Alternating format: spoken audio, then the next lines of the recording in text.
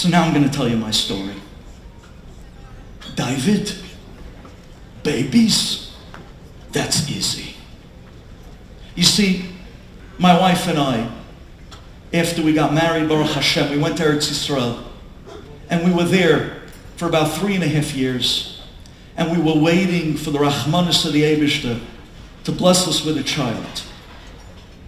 And all the other couples that basically got married, more or less, at the same time as us, who also came to Eretz Yisrael, who also lived with us in Har Nof, in Yerushalayim, in the Amerikanische Shchunot, in Yerushalayim, but suddenly they were having children right away. And we weren't. And we had to go to the Brisson. And we had to go to the Shalom Zachars year after year after year. And then people walk up to you and they say, hey, you want to be kvata? No, I don't want to be kvata anymore. I don't. Thank you for the gesture. It's very good of you. But it hurts more. It hurts more. And it comes to a point where you just don't want to go out anymore. You don't even want to associate with the friends that you grew up with, because now they're in a different category as you. They're a couple with children, and you're just a couple. And even the language between the women aren't the same sprach anymore. Because once a woman has a child, what do you think their conversation is? Day and night. And the young girl who still wasn't Zeiche, where does she fit into the conversation?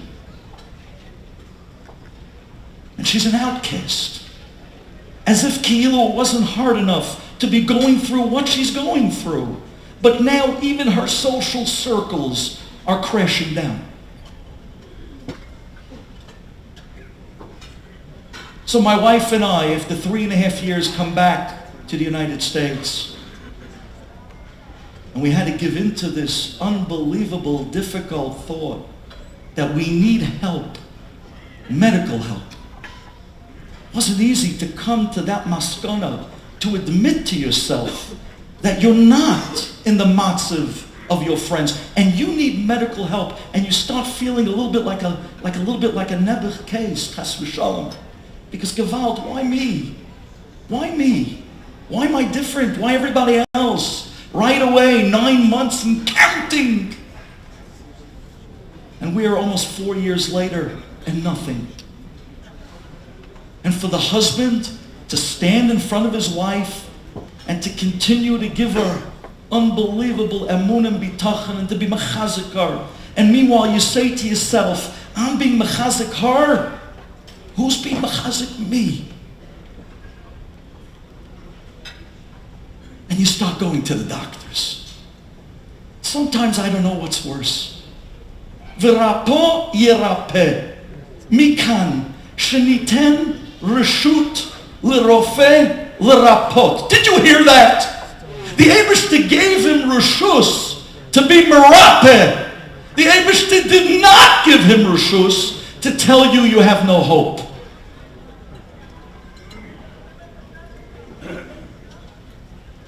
And we went around, one after the next, after the doctor after doctor after doctor, names that many of you who are from the supporters and the volunteers and the organization, you know probably the phone numbers of these offices probably by heart. This is what you do. And we went from office to office to office, and we kept being told, don't bother. You have no chance. Till finally we were running out of addresses. And somebody told us, I have a doctor. He doesn't take insurance. He's kind of medicine for infertility, of course, but out of the box. He's not the typical. He's in the Upper West Side. $1,500 is just a Shalom Aleichem. They call that a consultation. I looked at my wife, $1,500. I was in Koil. I was a Koil younger man, learning at that time in the Mir Yeshiva in Flatbush. $1,500. That's my support for the whole month. That's for consultation.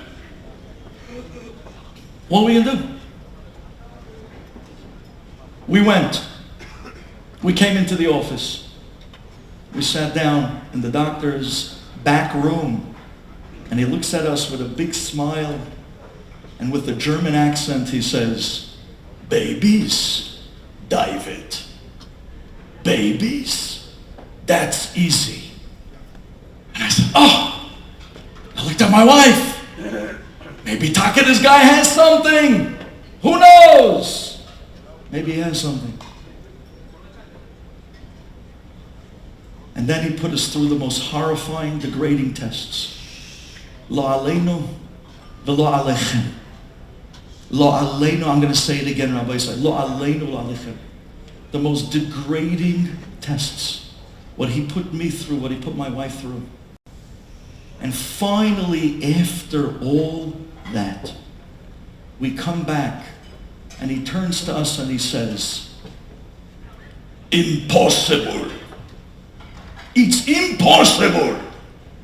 I still hear his voice in the back of my head. And I looked at my wife and I said, "Impossible? What happened to babies? That's easy." He says to me, "David, medically, it's impossible for you to have a child." I said, wow. I looked at my wife. We walked out the office $1,500 later. We walk outside and we're standing together on the step right in front on the Upper West Side of this office. And she looks at me and she starts crying. And she says, "I guess that's it. This is the end of the road. It's over." And I said to her, "Naomi, who's in charge? Who's in charge?" And she says, "The Eibishter Hashem." I said, "I think the Eibishter was waiting for this moment. The moment that we realize, Ein od milevado. There's no one but him. He's the only one. That's it. This is it. Naomi, close your eyes together. Could you imagine this? A husband and a wife standing on the front step of a doctor's office in the Upper West Side, crying hysterically, closing their eyes and shuckling together and davening together. Eibishter, we went to everybody. Now we're coming to you. Now we're coming to you.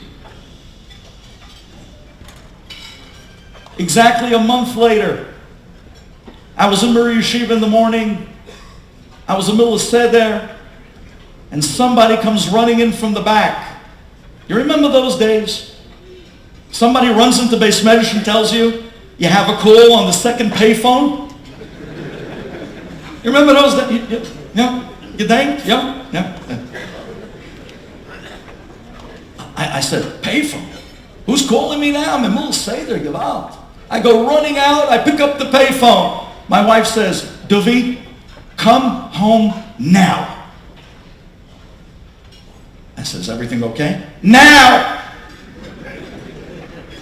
I said, "Okay." I ran out of that Beis Medrash so fast. I jumped into my car. I didn't look, not red, not green. I went beeline straight home, not knowing what to expect. And I come running upstairs to the second floor of this apartment on Ocean Parkway. And I come into the apartment, and my wife is standing there, and her hand is shaking. And she's holding what looks like some sort of a wand. And she says, I don't know. I don't even know what this looks like. I took it from her and I looked down.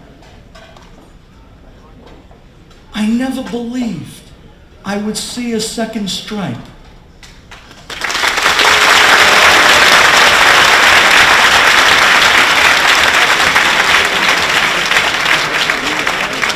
I never believed I would actually see a second stripe.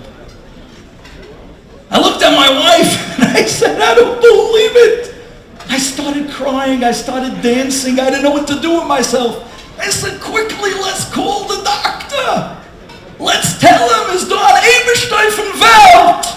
Quick. I called up the doctor. I said, Doc, you're not going to believe this. I got a second stripe.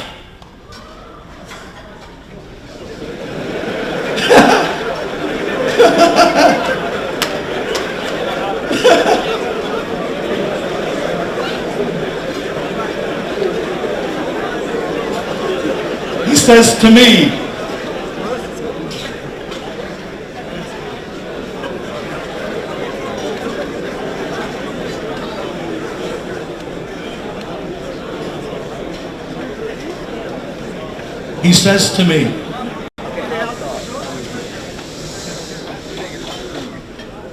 says to me, David, impossible. I said, Doc, no, you don't understand. I have it. I'm holding it. I'm looking at it. He says, David, listen to me. I'm talking to you as a doctor. Impossible. I said, but Doc, I'm holding it. I'm looking at it. What are you saying? He says to me, David, go back to the box. Read the box. The box says that these tests are only 93% accurate. You are the 7%.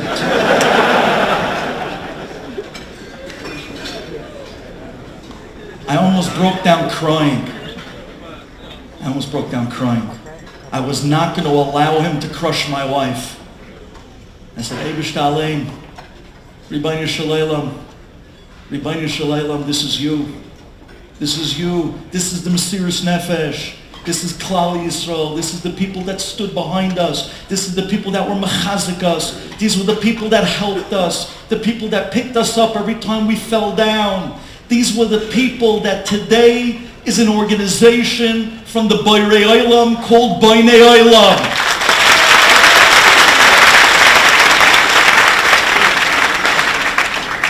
You think their job is to step you through the right steps to see Yeshuot? You're right. But you want to know what their job might be even bigger? If you step through the wrong steps and someone was there to crush you, they pick you up, they put you back on your feet, and they give you the chizuk that only a Hamish Yid can deliver von hearts.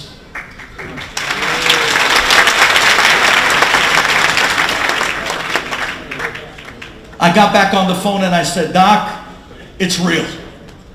He says, impossible. He sends me to a lab on Ocean Avenue. He says, until I see blood work, don't get excited. You're the exception.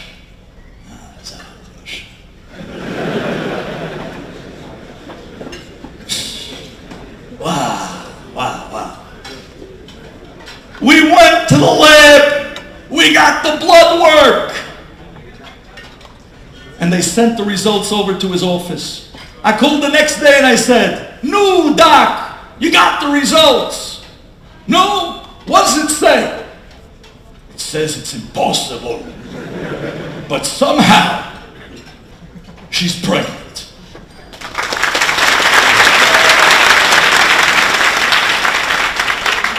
He hung up the phone.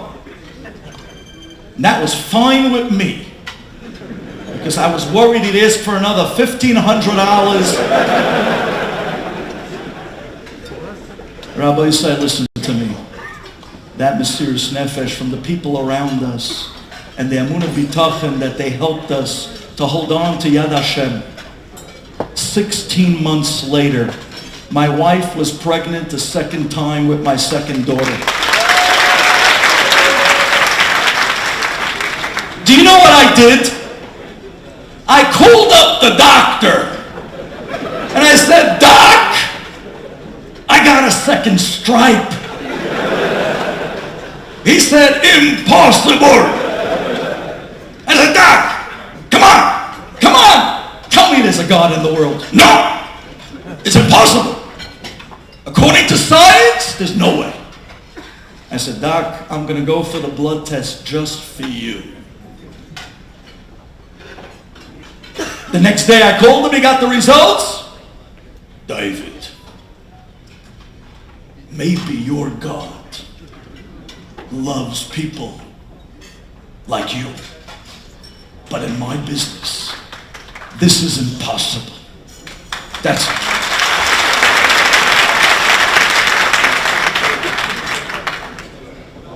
I realized that impossible journey was today a legacy of an organization that picks you up and puts you back together on every step of the way. They get you the guidance you need, the appointments in the right places that you should go, with the normal hishtadlut that one must do, but at the same time they're mechazik to people and keep them from breaking under the system. The Eibishter tonight, on the night of Eliyahu Navi, Gematria 400, off of a year of 400 new babies. We should be zeicher this coming year that this Shabbos Zachar should show us thousands of Isha Kitazria Zachar, where now we have from the Boirei Olam, Boinei Olam, and nothing is impossible. Shabbat Shalom.